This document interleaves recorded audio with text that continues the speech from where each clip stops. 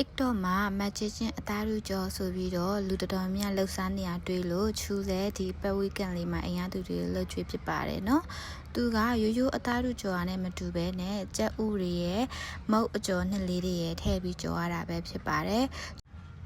ဒီဗီဒီယိုကြည့်ပြီးတော့လက်သေးရှည်ရည်နဲ့ဟင်းချက်နေလို့တမျိုးမထင်လိုက်ပါနဲ့နော်ချူကပုံမှန်မိဖို့ချောင်းဝင်နေတဲ့သူမျိုးမဟုတ်ပါဘူးရှင်တပတ်တစ်ခါမှဒါခုလိုမျိုးလေး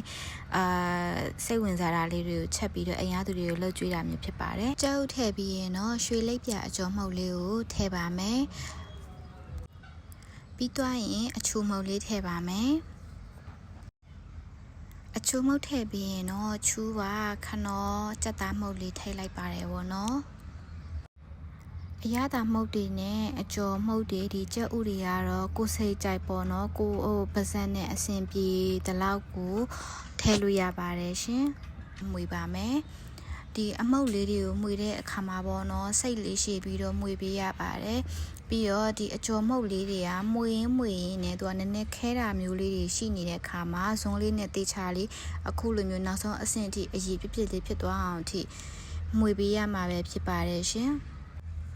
ပြီးသွားရင်တော့ချူတို့ရေစိမ်ထားပြီးသားဖြစ်တဲ့အသားတို့လေးတွေကိုဒီအနှစ်ထဲကိုထည့်ပြီးတော့ချူတို့နှက်အောင်မှွေပါမယ်နော်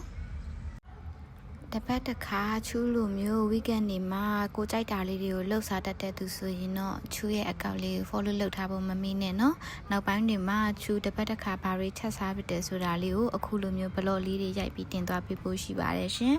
အချင်းလုံးလေးကတော့ချူထည့်ပြီးတော့မရိုက်ဖြစ်လိုက်ဘူးပေါ့နော်လောက်တဲ့နေရာမှာချူကလက်နဲ့ကင်မှုလိုလာလို့ရှိရင်တော့လက်အိတ်စွပ်ပါတယ်ပုံမှန်တော့ချူဒီထဲကိုထည့်မဲ့ဟာတွေအကုန်လုံးကိုအိမ်ရသူတွေကိုလှုပ်ခိုင်းထားတာပေါ့နော်